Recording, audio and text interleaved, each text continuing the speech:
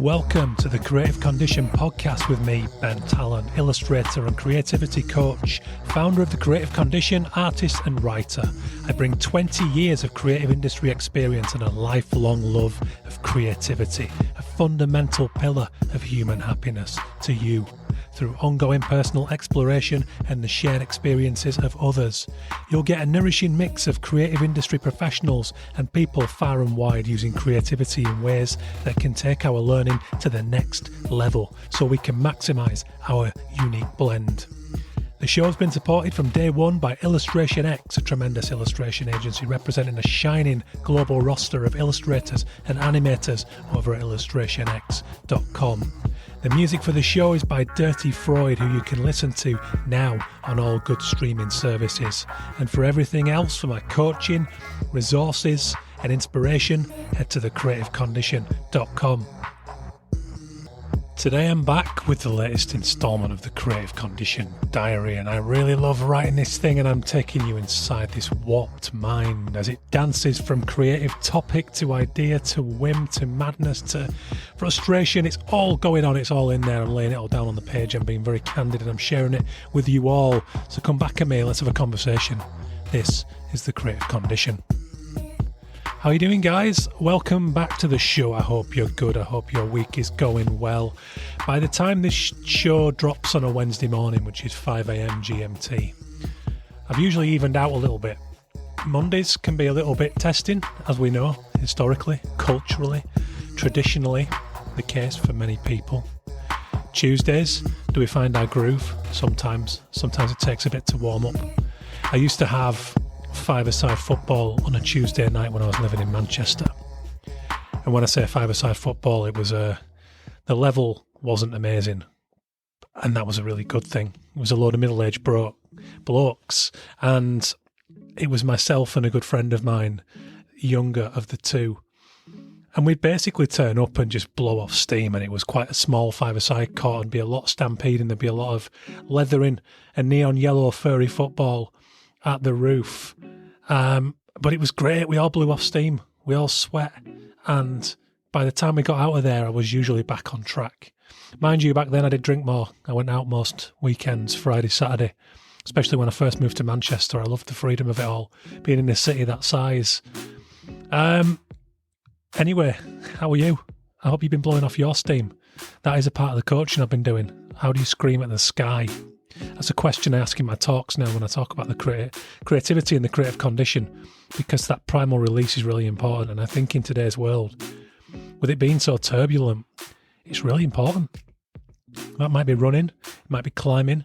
You might literally run out into your back garden and scream at the sky or just shout at clouds.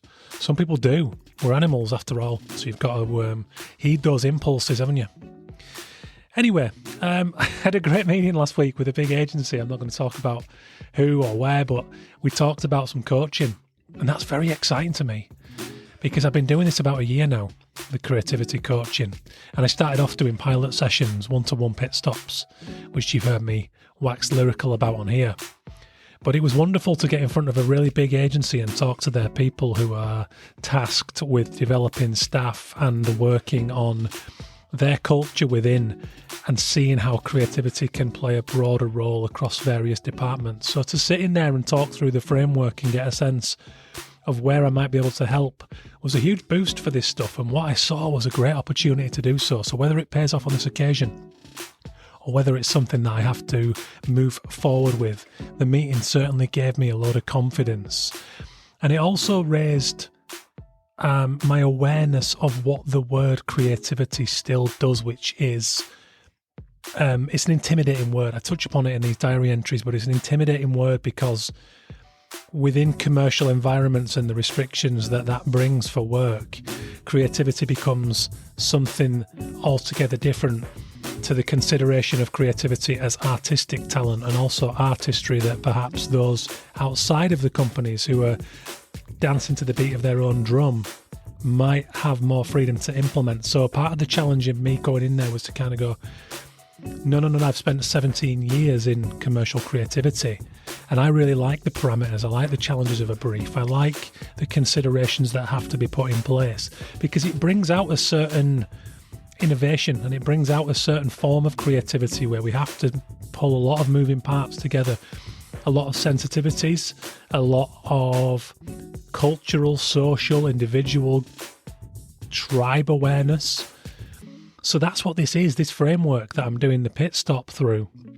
By the way, the pit stop is still a third off until the end of March 2025. So if you want to work with me, 2 to 4 hours, we sit down, we work through all of your creative makeup to get you realigned, get you back on track. It's a very personal process. We talk about personality, we talk about childhood, mischief, humour, environment, biophilia. We get into all of it and we really point it in your direction to get you feeling amazing again about your direction, no matter where you're working, what you're doing. But that's by the by. Thank you for accepting the plug there. But taking that into an agency environment, a business environment, has been really interesting. I'm seeing loads of opportunities for that now.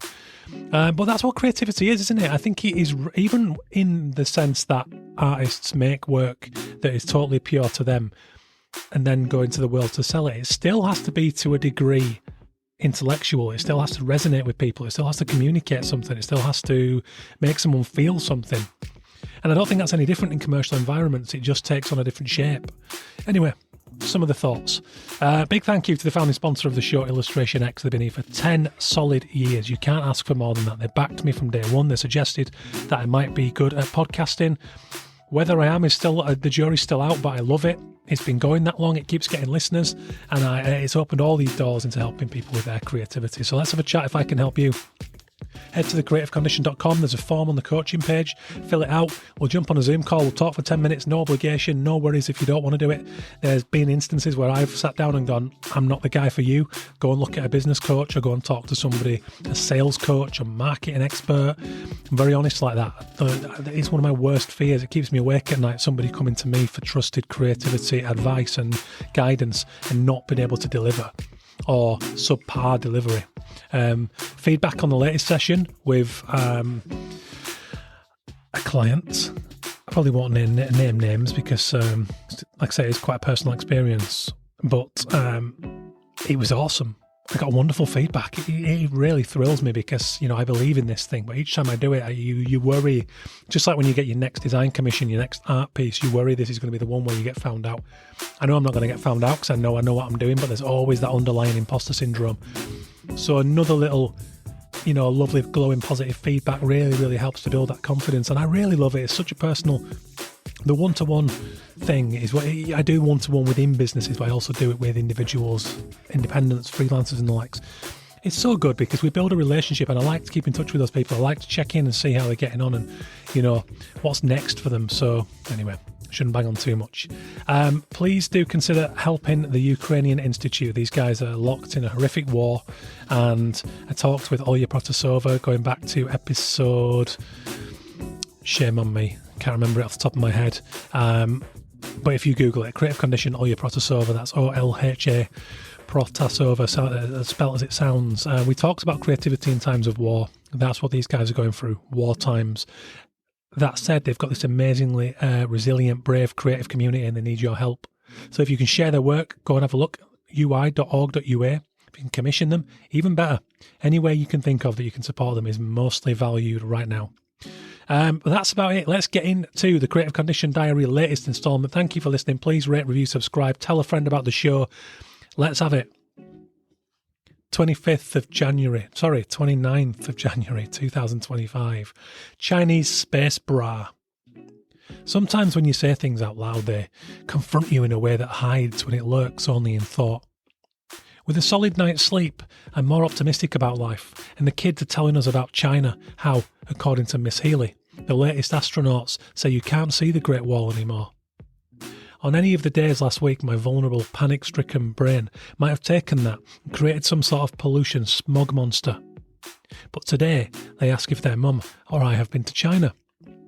I share tales of an artist residency in Beijing in 2018, how I drew on the walls after wandering around and collecting imagery of points of interest. Laura says, "You drew on products too, didn't you?" I did. The kids stare with fierce curiosity now. Trainers, t-shirts. I did this bra, actually. Laura's eyes widen. "What, Daddy, what?" they say in unison. Now they're really in. It was some Olympic athlete, gymnast, I think. She Bought it in Victoria's Secret and wanted me to draw her doing a thing on the cup. And nobody really knows what to do with this. Me least of all. That's when I start to cackle into my porridge. The absurdity of all this. A 17-year career of highly unpredictable breaks and opportunities, governed by some sort of chaos deity, maintaining my perpetual sense of terminal decline, because who, leading a freelance career of this nature, could ever feel secure this way? Creativity sets in motion a sequence of effects, ideas, and far-reaching culture collisions, and when it flows, it's beautiful. But never, ever look to it for anything less than bloody ridiculous when you set out to do it on your purest terms. 30th of January 2025, Intergalactic Council Tax.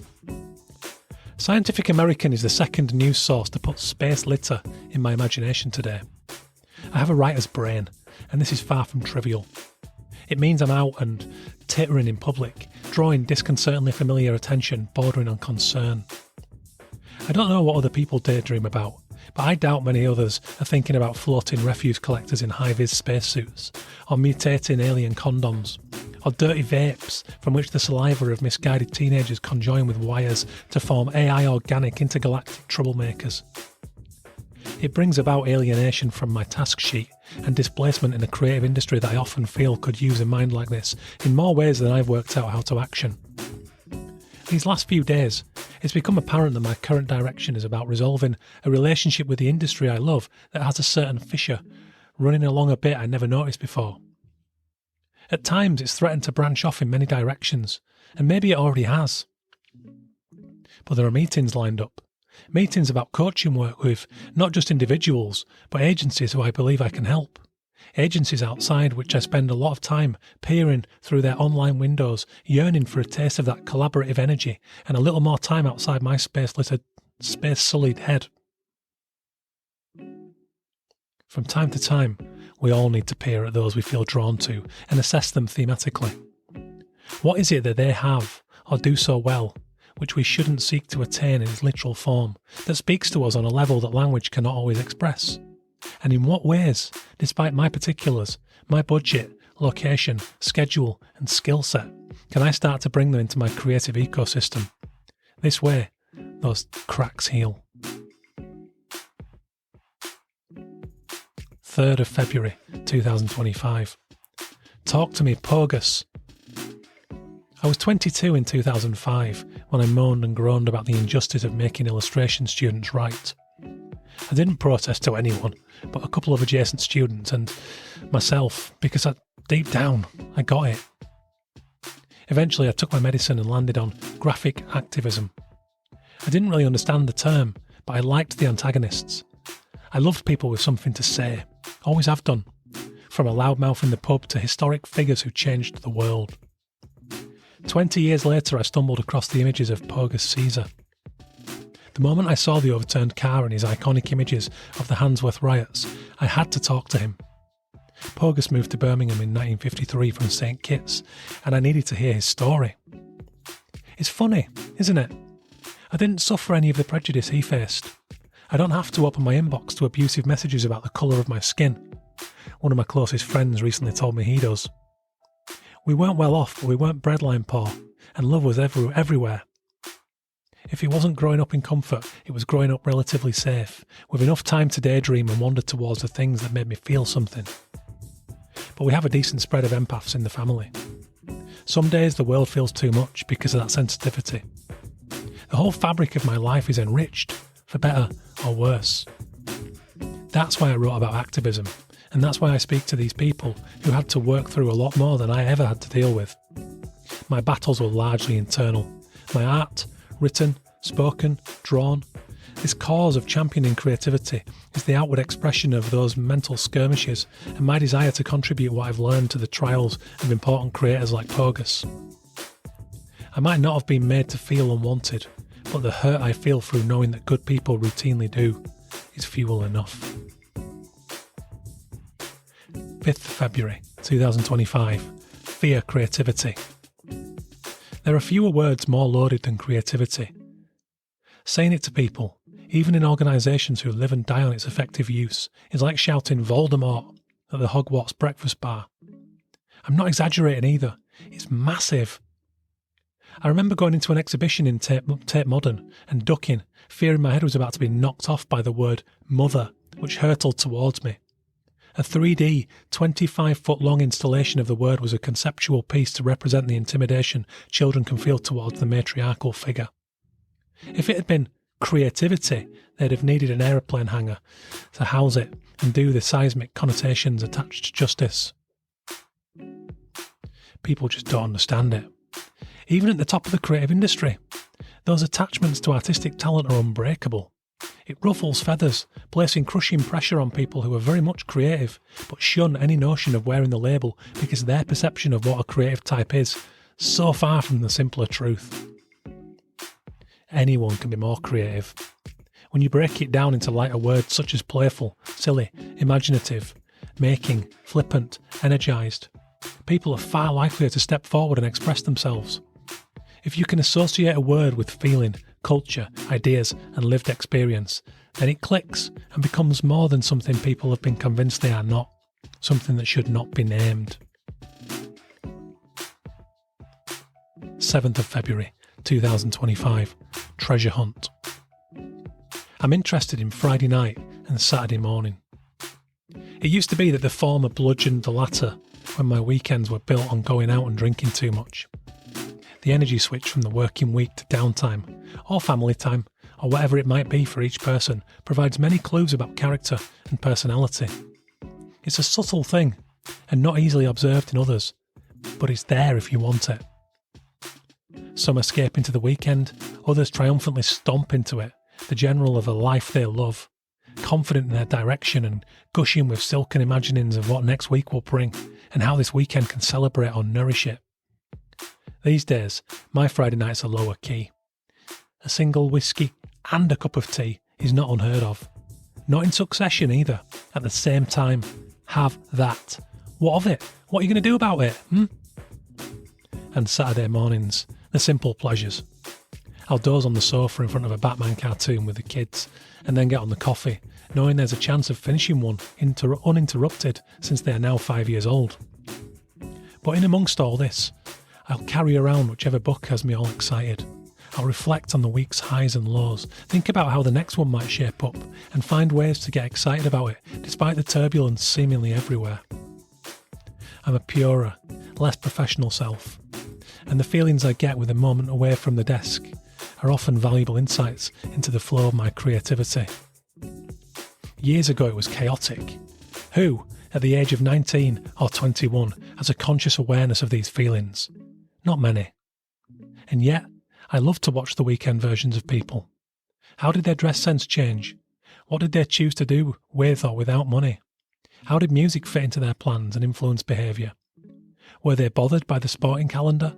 Were they assertively social, organisers and cheerleaders, or passive, happy to plug into whatever with whoever?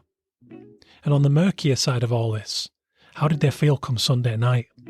Was their dread temporary because they were on a better path in a longer-term future aligned with this weekend self, or running from something they felt they could not escape? The other day I walked past a can of Oranjeboom sat on a wall. Oranjeboom is a Dutch beer with its roots in Rotterdam. I began cackling and stopped. My wife asked what was funny as I took a photo of it before taking it to the recycling bin in the park. I told her about a friend of mine who, while at university in Leeds, discovered that you could get 4 cans of the stuff dirt cheap in Home Bargains. I put pressure on him to come out, and after futile protests of being broke, until his student loan landed, eventually he agreed to come out. He turned up and declined all drinks offers. Fair enough, I thought. Nice to see him anyway, and sobriety might help him come bath night. After 2 pubs, I noticed that as we walked between venues, he'd run off and returned several minutes after we'd ordered. So I ran behind on the third vanishing. I watched as this dark, hunched shape didn't pit into a bush, but stooped and began digging into the earth. After 30 seconds or so, he pulled up a vessel, at which point he noticed me watching and burst out laughing. "Fuck's sake, mate. I panicked then. I thought you were a mugger."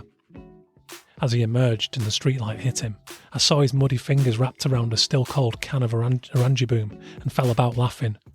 "I told you I was skint." How many of these have you hidden? 8. One between each pub. By this point, we'd been going out for over 2 years, so he knew the likeliest trail in our hometown wasn't the biggest place. He was fit, so if he needed to run further to get at his loot, it wasn't a problem. I've never forgotten the surge of misplaced admiration I had for his innovation. This budget side quest he'd put in place as we all carried out a predictable central plot. And the ludicrous contrast between his stylish outfit, a vintage denim jacket and Converse shoes, and his building site fingernails, dark with the dirt of one who isn't afraid to sweat and defy convention for his pay. A silly story? Maybe, but we can only learn so much through practicing the skills that define our career choices. These downtime deeds are just as valuable as we seek to understand ourselves, our needs, quirks, thrills, and unique way of navigating our lives. Cheers for listening, guys. That brings you up to date with the creativity diary through the creative condition. I hope you're enjoying this format. Feedback has been really good, and I've even been contacted by other people who started up their own creativity diary, which I absolutely love because I'm a big believer in journaling, in unconscious writing, in getting all that stuff down on paper and clearing our heads and working out what's going on and what we want and where we're going. And, you know, writing and drawing and expressing ourselves in a way that's not precious is really important for that.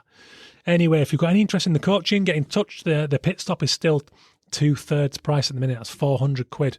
Might sound a lot of money, but this is a proper course correction, a realignment. It will help you in the long term to recognise parts of yourself you might have forgotten, important things in your world for getting your creativity roaring again. It doesn't come easy. I can never see my own big picture clearly because who of us can? We have such busy lives now. So if that sounds of interest and you think I can help, get in touch, thecreativecondition.com/coach. For the coaching section, have a little read, watch the video where I tell you about the process, drop us a message through the form. And if it sounds good to you, we'll have a conversation. We'll get on Zoom for 10 minutes and we'll see if we're a good fit. And if we are, we'll get it booked in. Happy to structure the pay, whatever works for you. We'll make it happen. I love doing this. Get in touch. Big thank you to the founding sponsor of the show. Been here 10 whole years of its existence, whether it was a Restolmer mix at the start and now the Creative Condition. That's Illustration X. You can see their global range of illustration and animation portfolios, as well as their wonderful news section where you can find out what's been going on between clients and artists. illustrationx.com. Go and check them out. Please do consider supporting the Ukrainian Institute through this horrific time of war. They've got an awesome creative community who you can share their work, commission, support in any way you see fit that you're well positioned to do. And you can find them at the ui.org.ua. Keen to work with individuals, keen to work with businesses, get in touch with thecreativecondition.com. This has been the Creativity Diary. Nice one, guys. Have a creative week. And I want to hear from you soon. Get in touch. See you later.